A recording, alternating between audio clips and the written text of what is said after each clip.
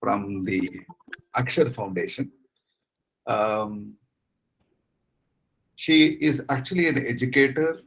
She is actually also an economist, and she is a political activist. So there are many sides to Dr. Alka Sharma. And she currently now looks at the affairs of the Akshar Foundation. She is one of the founder and the trustee of the foundation.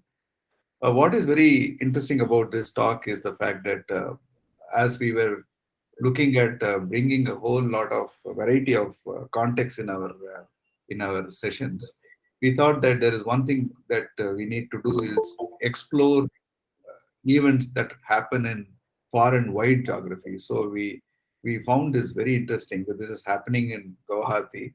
The perspective of anything that happens from a geography which is so far away. When I say far away, it's assuming the other cities and towns that we usually refer to is where my reference point is. So is that something that happens far away? Gives a perspective, gives a insight to us, which is very different, and also the fact that there is several aspects to this particular Akshar Foundation, which she's trustee and who runs the operations of that, is that they are looking at primarily bringing education to underprivileged children, but that is the primary goal. But they do it very innovatively. I mean, it's not about just educating children. They look at how do the children get to school, what should happen in the school, and how these children, apart from the formal education, build certain skills, and how they infuse a certain sense of the society, the sense of innovation. For example, they have a very interesting program where they actually make children collect and bring discarded plastic as payment for their education. And those plastics are very innovatively recycled and used in their construction and also in many interesting things that they do. So this is just a small example of the thought process behind this institution. Of course, there's more that we will hear from Alka Sharma.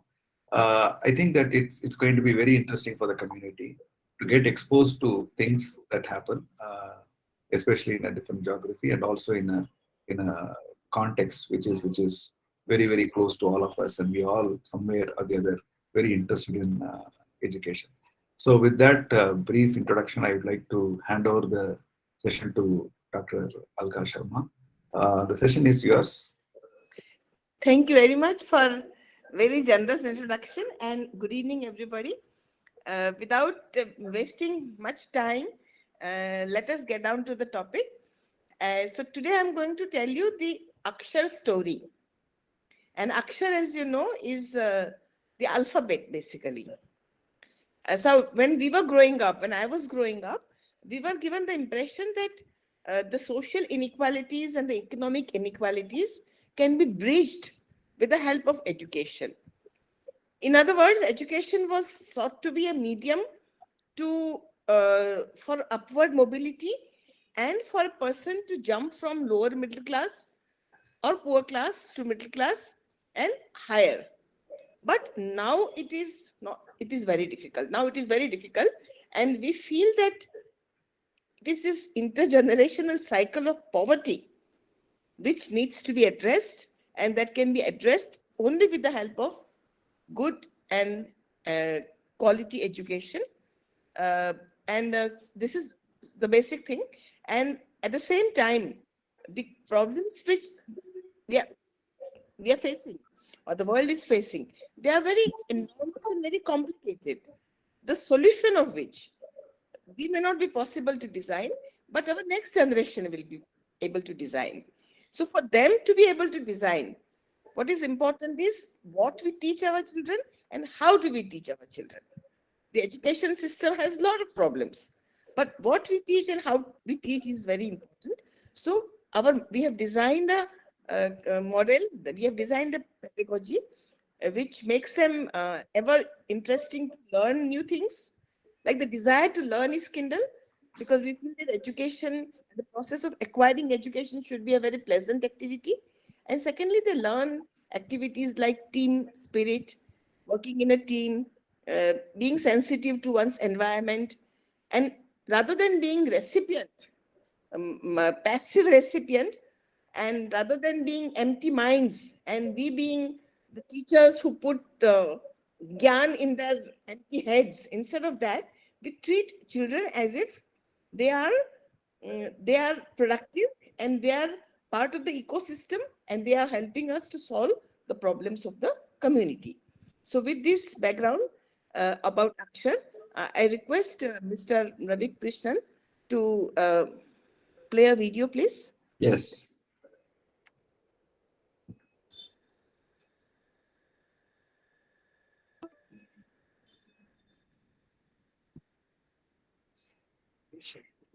At Akshar, we have created a new low-cost education model that has caught the attention of the world. A new kind of school where social problems and community development become part of curriculum and daily school work.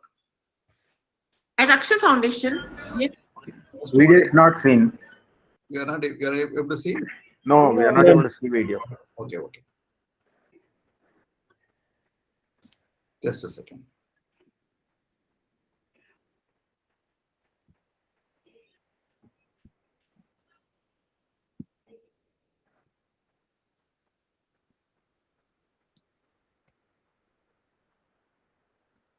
Are you able to see now? Yeah. yes, created such a school in Guwahati, in Assam, called Akshar Forum. At Akshar Forum, students, of course, learn the traditional school subjects. The video doesn't match the narration. This is the primarily One they second. work as teachers. This is the second video. The students of the school. They work building furniture for the school. Let us play the first one. For the school, planting trees and beautifying the landscape of the school, caring for the stray animals around the school, cleaning and maintaining the solar power plant of the school, printing work. Is it coming okay now? Yes, yes. Okay. Perfect. They work building furniture for the school, growing food for the school, planting trees and beautifying the landscape of the school, caring for the stray animals around the school, cleaning and maintaining the solar power plant of the school, printing worksheets for school, among other jobs. They quit their manual labor jobs and every day they come to school. At Akshar Forum, students don't pay school fees with money. Instead, they pay with used plastic. The students' parents are required to send in all of the household plastic for recycling. If they don't send the plastic, they can of course choose to pay some fees in cash. But so far, no one has chosen that option. Because of this single aspect of our school, small though it was, news of our school went viral around the world. About 10,000 units each month.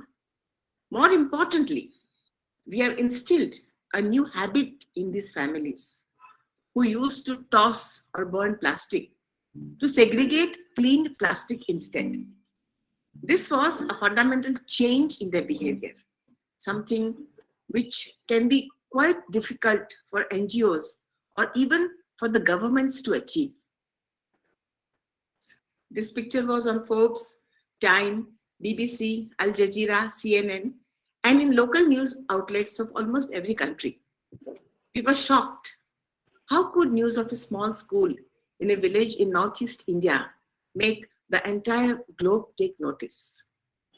How the World Economic Forum was sharing their article about Akshar every 2 weeks for the better part of a year. But now I know why this story spread around the world. This picture represents a paradigm shift, a fundamental change in the way we see children. Instead of passive victims, waiting for politicians, policymakers of powers that be, children can be trained to tackle the problems of the world head on. It gives us some hope that the next generation can overcome the nightmare scenarios that they have coming, from diseases to climate change, disasters. People share the story because they want to see more schools taking these steps. They want to see schools evolve into something new. If all the children of the future start doing things like this in school, they can make a huge difference and get a great education in the process. That is our dream. That is our goal in building our model school. We think that all those children in poverty around the world can be the ones to save the world if schools evolve and adopt a simple new policy. Schools need to employ child laborers. Too many children today drop out of school to perform casual or manual labor. They need jobs.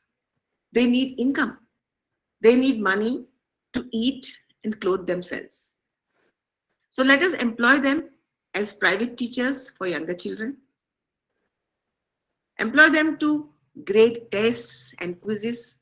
Employ them to print worksheets and take attendance. We like to say, a teenager with a tablet is a powerful teacher. When we first started the school, most of the older students had dropped out of the primary school many years earlier. Girls were kept at home to do household work or sometimes sent off to serve other families.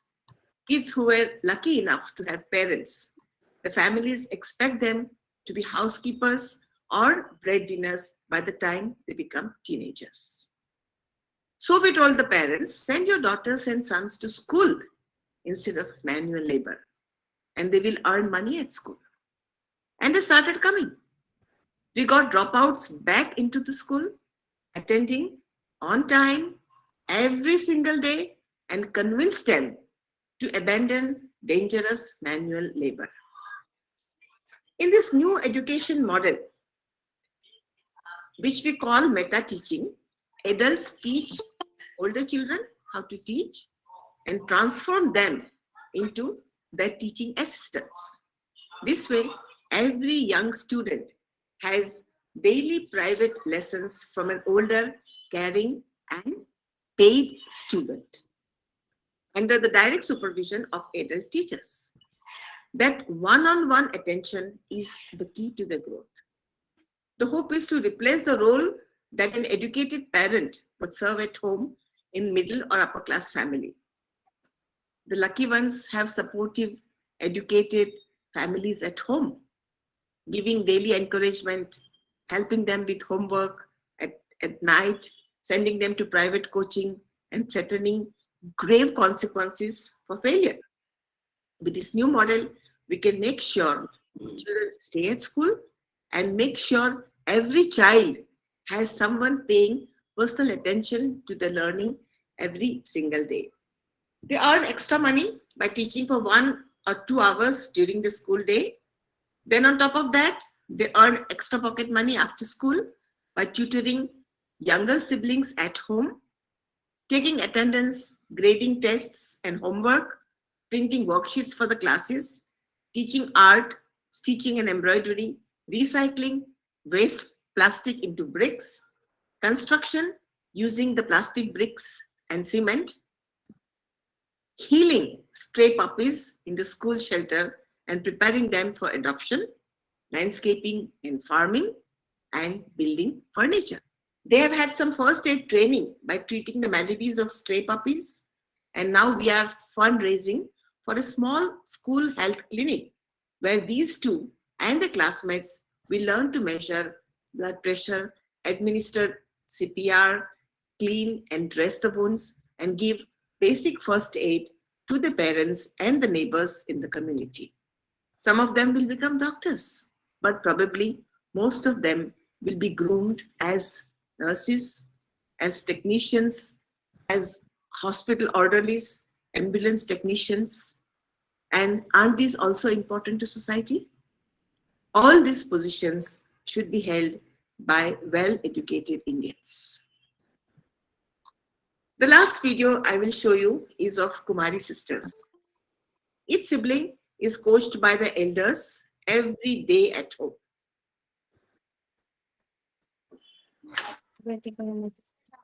Somebody who fixed it. Genetic fix for your help for the teacher. Dentist.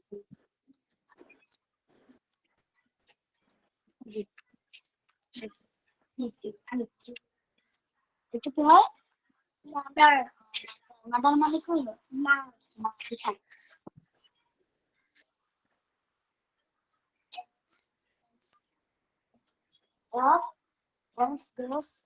And ox to come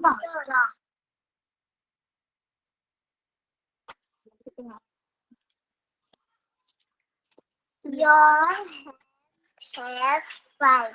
तुम्हारे हाथ में pasta की ऐसे finger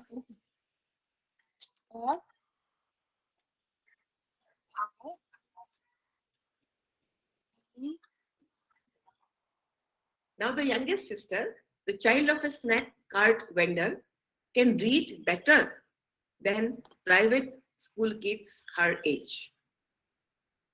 This accumulation of teachers, of skilled instructors, of coaches, with an exponential growth model, this is how we can achieve the goal of 1 billion educated in India.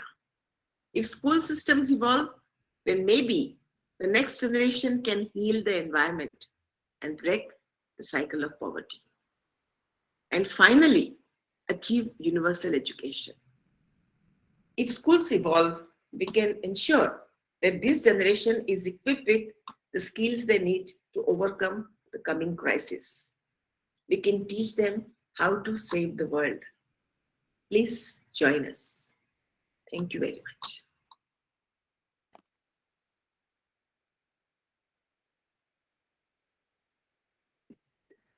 Okay, so I chose to play the video because the visuals carry better meaning, and our school building is also made up of not building, actually we should say a structure. It is made up of hay and bamboo, and the parents of the students helped us make it, because initially when we mooted the idea that all the children who are working as laborers, child labor, they should come to the school, the parents refused. And it is so unfortunate that in India, adults are unemployed and there is always room for child labor, which is really unfortunate.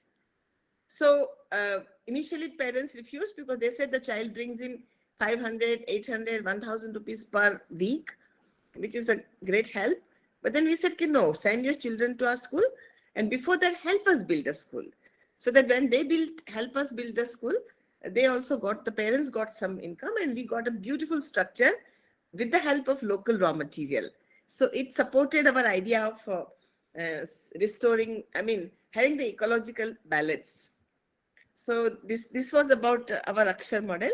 And I think there is one more video, 5 minutes video. So let us play that, then we can go to the PPT presentation. Yes, ma'am, I will do that. Please. How do we scale up the model? So in that the PowerPoint presentation, which I'm going to make now, the idea of how we want to scale up is there.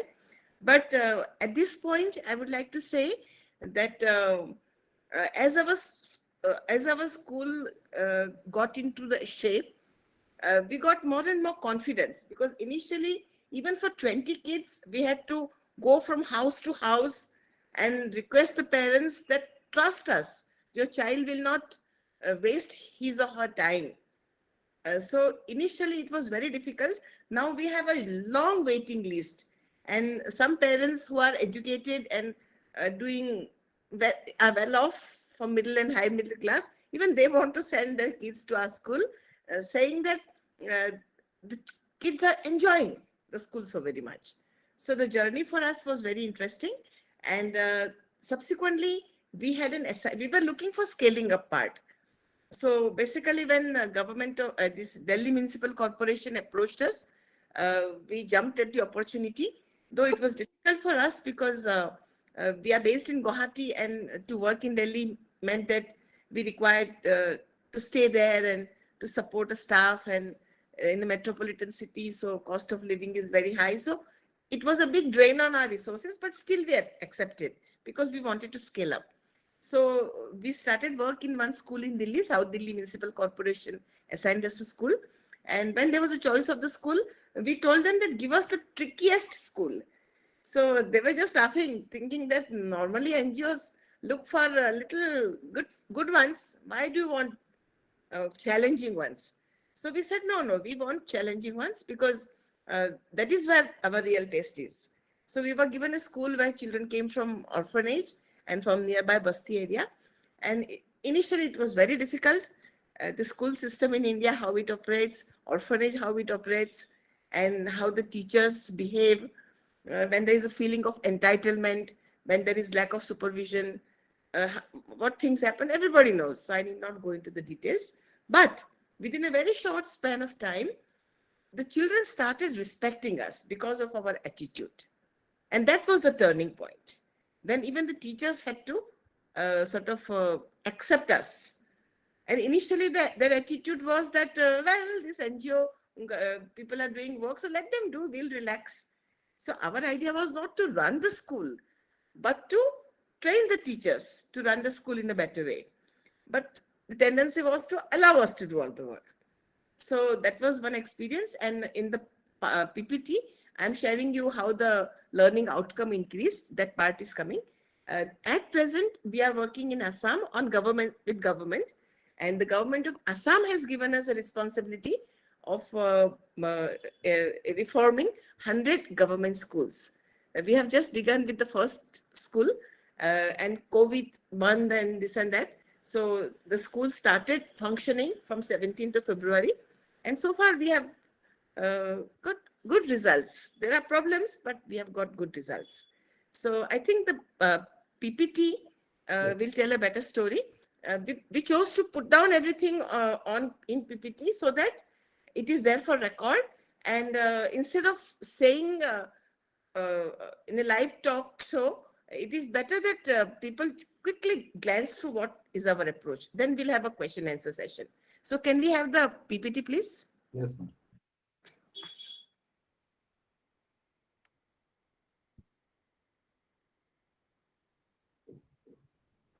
Able to see? Yes. Okay. We can quickly change the slides. I mean, yeah. You keep changing at the gap of, say, 5-10 seconds. Okay.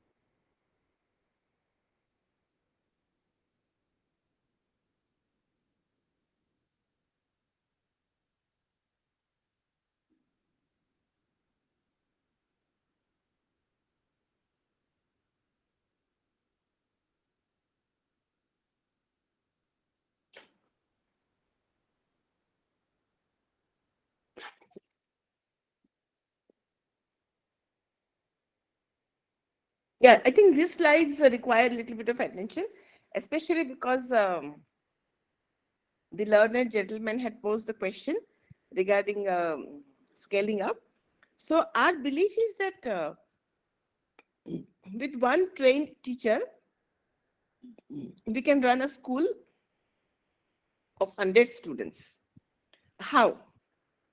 Like with the help of junior teachers and our older students. So in Akshar Model School, we have recruited people from the local community. Like 2 of our lady teachers, they kind of barely knew ABC, but they were willing to learn. And they were they were full of empathy. And they wanted to mingle with the students and help them learn. They were from the same community. So we employed them, and now they are our best teachers, even better than those who came from TIS, Guwahati, and others. So one teacher can train uh, 3 junior teachers, someone with matriculation in from the local community, and each of these 3 can have 9 student teachers helping them. The student teacher role is very important, and that is possible because we have access to technology. Like we use the tablets, pre-programmed tablets, in which we use the tablets in Assam. So we have put the State Board of Assam curriculum, and different exercises are uploaded, and different content is uploaded. In different way the content is presented. So a child can go on doing the exercise, and child knows whether the answer is correct or not, and that helps the child to move further. So one of the innovative features of our school is that we don't grade students according to their age, and the promotion is not yearly promotion. Like for every level, the NCERT has certain criteria, and we follow that criteria. So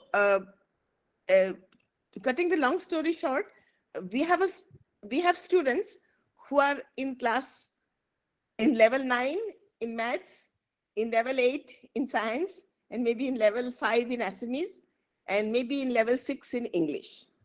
So it's possible to have different levels.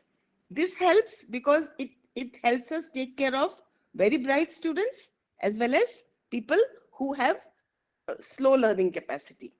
And our belief is that no child is a dull child, but every child has different capacity. Because of this model, our student teachers play a very important role. Like the basics things with the help of tablets, the student teachers can do. And the drilling part, like most of our families, middle class families, we help our children to do homework, and we keep pushing them, and there is a lot of mentorship at home. But for these people, most of them, they come from broken homes, economic distress, women abuse, child abuse, and COVID or no COVID, there is so much of economic stress, lack of privacy, then this consumerist culture, so many problems are there. So in the school, the child gets one-to-one mentoring. There is one adult, one teacher, not necessarily adult, but teaches the child. And the person who is teaching, he also is from the same community, teenager, almost on the verge of becoming a local dada, local gunda. But when he joined the school and when he starts teaching, and the younger one addresses him as sir. And you should see the expressions and the way that they walk, the way they talk. They only teach for 1 or 2 hours a day, but that mannerism of an adult teacher remains throughout the day. You have to see the face of the child to believe this. So this is how we, with the help of student teachers, we run the school. And there are a lot of activities which our students can do. So we pay them for every service that they render. And in the process, they become experts in the field, and we are less dependent on adult teachers, because printing of worksheets, grading of students, etc., all these things our students do. And even in the government school that we have started working, it's almost a month and a half, but there also we have trained the senior teachers, and I tell you, they are better than government teachers in a little span of 1.5 months only. So this slide is about that, and it answers part of the scaling up problem. Yes, please.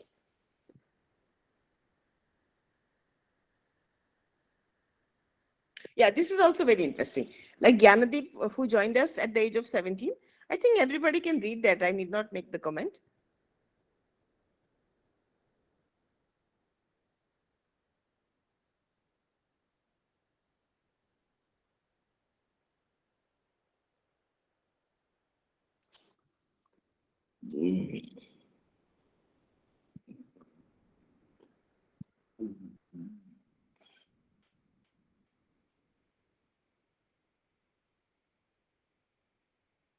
These are the different roles which our students perform.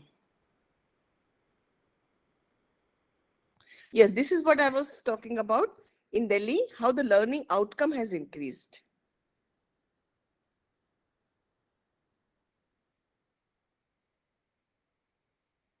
Anyway, the biodiagram is self-explanatory. In short, the learning outcome has increased. There is no need to go much into details. So we can have a next slide, please. See, this is matching up. Matching up is a very interesting thing. Who will teach whom? Because the teaching is done under adult supervision. So we are trying to develop an app for this so that anybody can access this app. Right now, Parmita is handling it and it requires a lot of planning. But now these children have also learned. So he is calling out the name of the student and the name of the teacher. So the teacher and the student will go together and the subject is assigned to them. And it is very interesting, like a student teacher is teaching, say, fractions. And we observe that he's not able to explain it clearly. Then we say, okay, class 3 is doing fraction. So go and sit in class 3. Master your fractions properly, then you can teach. So that way, each concept gets clarified. And when a person teaches, the person becomes a student as well as better teacher. And the best part is the person gets paid for it. So the child knows that more the learning, higher the income. Higher the learning, higher the earning. So the direct association between learning and income is established in the mind, and that is a great motivation. And the amount that they earn, the good ones, the senior ones, and the expert ones make enough money to buy their own requirements and even to support the family with basic groceries. So parents are also happy and the children are happy. We are also happy because we don't recruit very many adult teachers, but they manage the show. So it works fine. Yeah, I think this is self-explanatory. So how the different age group we can employ children, and the chart is.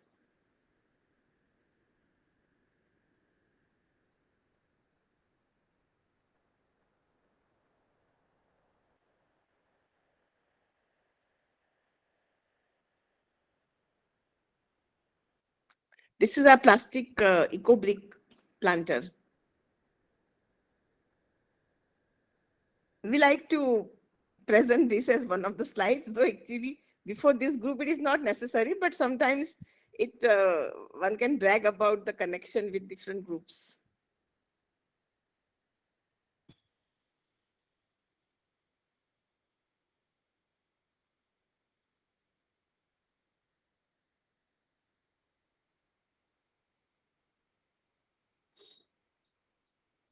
Yeah, this year, actually last year only, Oxford students wanted to work as interns with Akshar. But because of COVID, last 2 years, they couldn't come. So this year we are hoping 30 of them had applied, and we have shortlisted because we don't have resources to support more, because we have to provide lodging and boarding. So we have invited 6 people to intern with us, and they will be teaching in the government schools as well as our model school. During COVID, when the schools were closed, we were rendering community service, and our students and teachers were busy in feeding the stray animals, arranging rations, arranging hot meals. Next slide, please. This was at the peak of COVID. We mobilized support, and our students as well as teachers, they helped in distributing this to the needy people. And the stray animals was a big problem. So we took upon ourselves to feed the stray animals. And Guwahati, there were so many groups operating.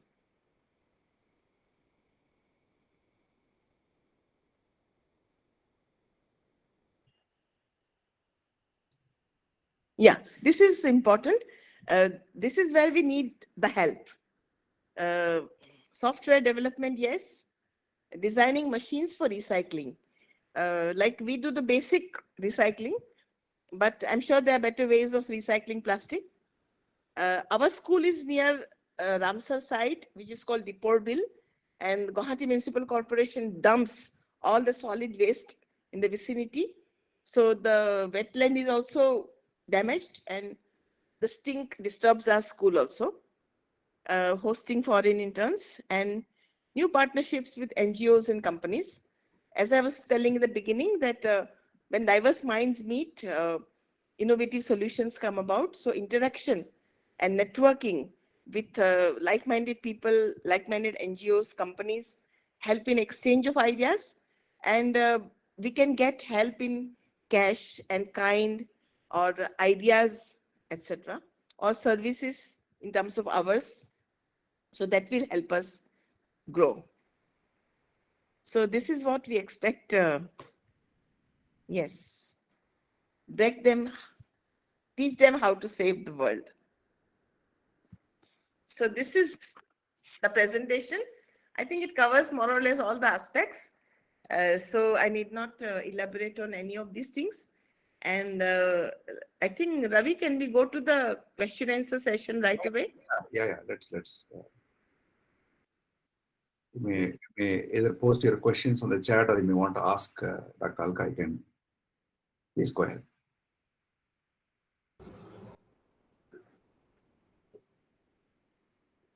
Alka, this is Muthukumar here. It's a wonderful initiative. I think my question would be something like, how do you generate the money to nudge people by giving them 10 rupees? How is it financially viable? How is it done? Yeah, this is the question which almost everybody wants to know, that how to generate the funds. And fundraising is very difficult. In Assam, there are many oil companies. So we approached the oil companies. But before that, we raised funds with our own resources. Like the school building, the school is situated in the land which was owned by our family. So the major cost is taken care of. We use a local raw material and the local labor. So the labor cost, etc., was also within our budget. So initially, we spent our own money because this cause was most dear to us. And when we established, of course, friends also chipped in. Friends, relatives chipped in, and we got some small donations here and there. And once the school got established, we could access some CSR funds, and oil companies especially. They helped us. But fundraising is a big issue. It's a task in itself. And we are a small group with little resources. So we are kind of multitasking. Everybody is doing everything. And most of the time we are sort of short of funds. But now that the school is gaining a lot of reputation, we are getting donations. And our philosophy is that no good work is left undone for want of funds. And somehow we have been able to tide over the crisis now and then. Yeah, thanks for that answer, Alka. I'll just add only one question, and that is, so you are using tablets for teaching kids. How is it working out? Is it implemented throughout the 100 schools that is being tutored by Akshar model within the country, or is it applicable only for the school that you are running currently in Guwahati? Actually, the government has entrusted us 100 schools, but we have begun work in only one school. Because of COVID, we couldn't start the work, and this February 17th, full-fledged work has started. So once we stabilize work in this school, we will go to another school. So right now, we are operating only 2 schools, and the tablets are being run in both the schools. We have 30 tablets for each school. There is a group called Nalanda in Mumbai, and they have given us the tablets. And like each student has an account. So they log in their own account, and the same tablets never sit idle. Different groups of students use the same tablets during the day. So that is how we manage the tablets. Thanks a lot. Well, Any questions for anybody? I am Achyut Rao. This when does the child leave the school and with what credentials? Because I observe that they are at different levels of maths, different levels of physics and things like that, right? So how do they merge into the stream of the formal education? Yes, very interesting. That's a very dangerous Yes, trend. that is very interesting. We encourage them to appear for National Open School Examination. So last year, 6 of our students have graduated. They have become matriculates. They would have graduated year before, but because of COVID, the exams did not take place. And the best part of National Open School is that you can clear one paper at a time. There are 5 papers and one can clear one paper at a time. But our students managed to clear all 5 papers in one go. So right now they are all in 11th standard and they are studying with the same school, our school only. Because of the, Still they appear for 11th now. They can appear for 11th, yeah. One person wants to do computer science and we have one mentor for that. And the remaining people they want to study commerce and start their business. So we are thinking that we'll help them start a nursery business. I mean, plant nursery business, and they do a little bit of gardening and landscaping. And since the school is close to Guwahati, I'm sure in Guwahati we'll find out patrons who will allow the children to work on weekends and give them sufficient money so that they can pursue their education.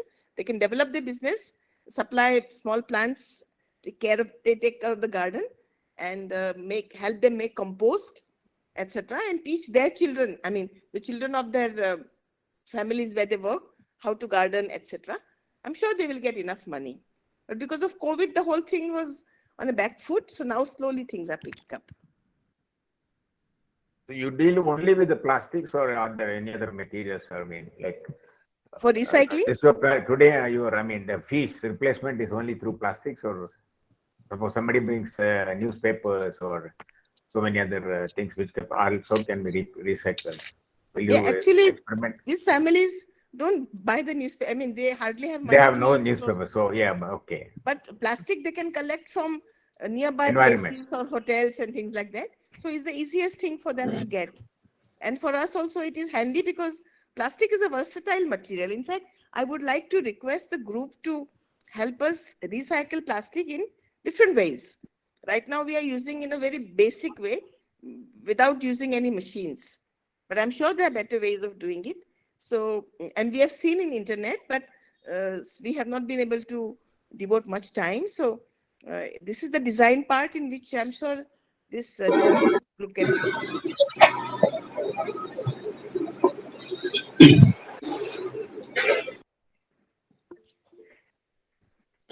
Yes, Prakash has a question. Please go ahead. Yeah.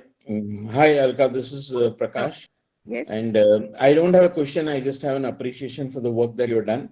And I know it doesn't require my appreciation, but I kind of connected with your work because I studied in Nazira and Zorat in Sibsagar. I did my 11th and 12th there.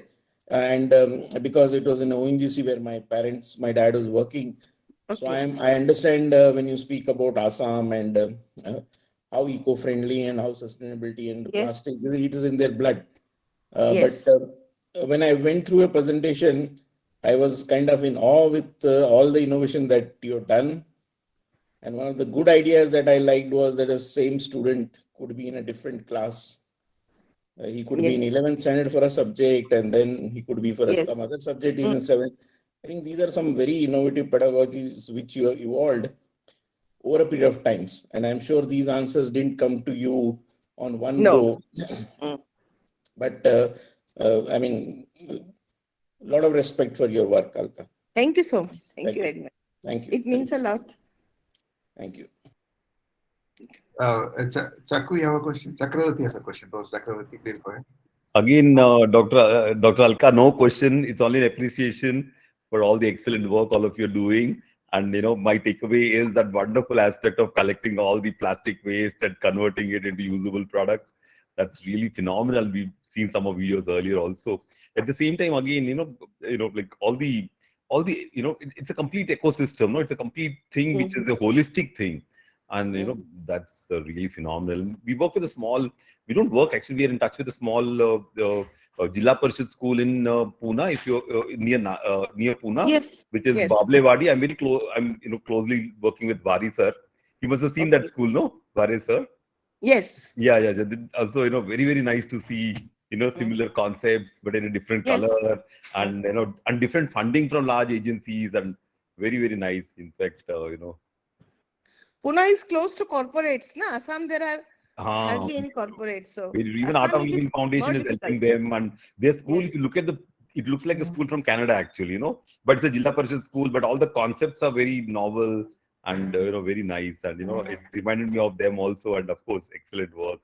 And, Thank keep you. up the good work, and any support, my friends and all, they also saying that they can get you some funding if you need.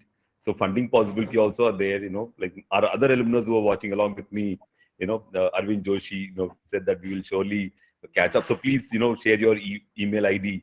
We will see Sure, wherever sure. we could also, Thank you. support from other sources. Thank you so much. Yes. It's so nice of you, Chakravarti. Professor Chakravarti, I will certainly share those details. Yeah, So thanks. nice to hear this. There is one question. It's from Antik Malik. He says, is rupees 10 per hour that you're charging, that you're paying for every task, is it different for different skills, or it's standard for all? More or less, it is standard.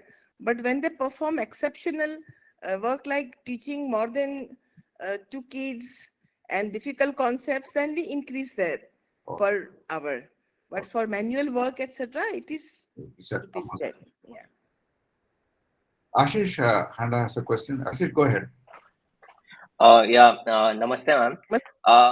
Ma'am, how about online connectivity and online classes? Like, if I'm interested in at least sharing something, or maybe taking like a small session around general things, will it be feasible? It depends on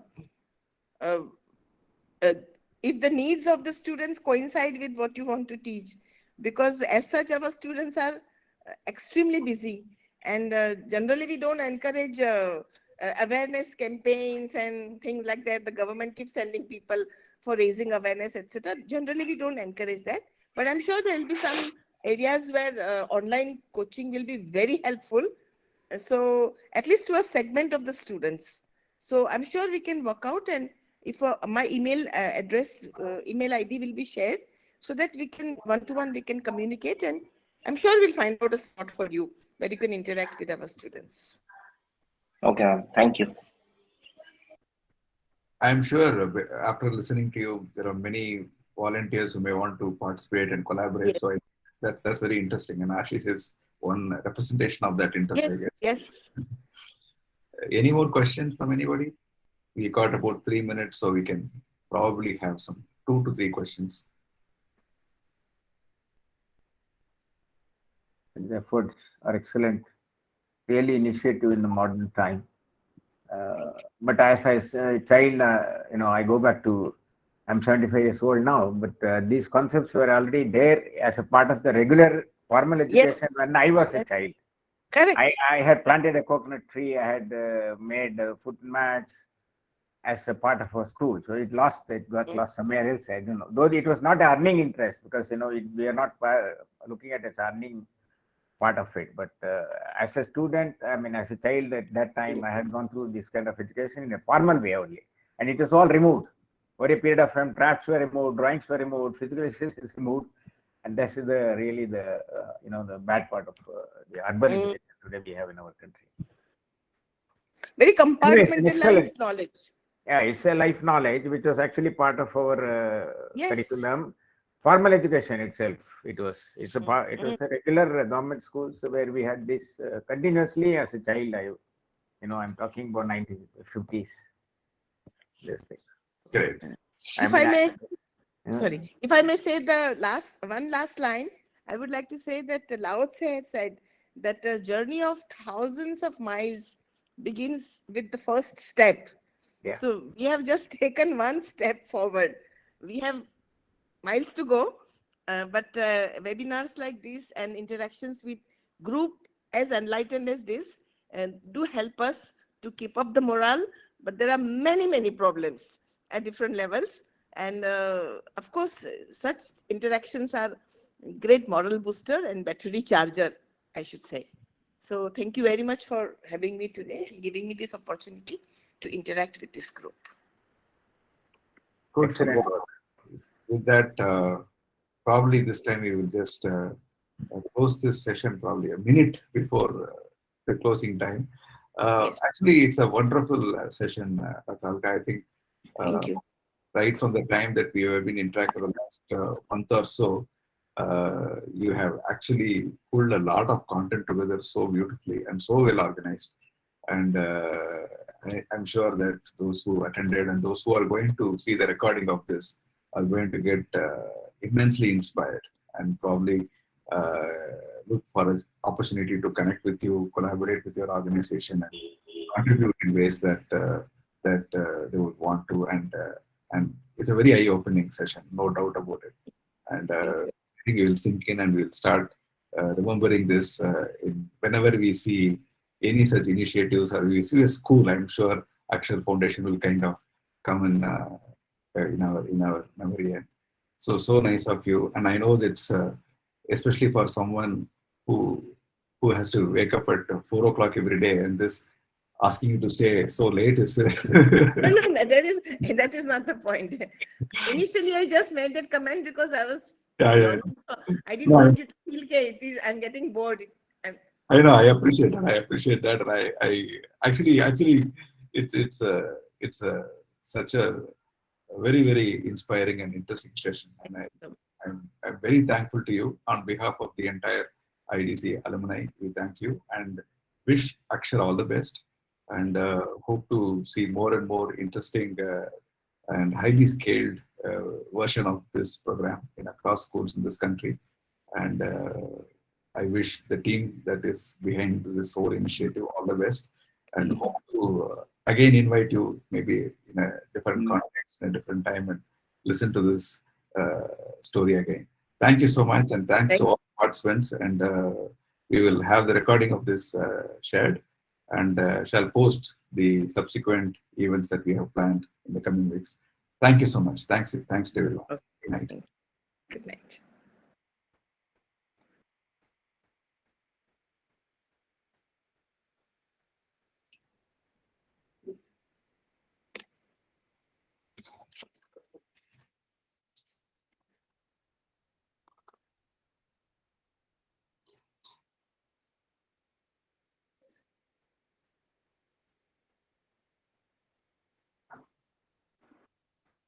So nice. I mean, it went off very well.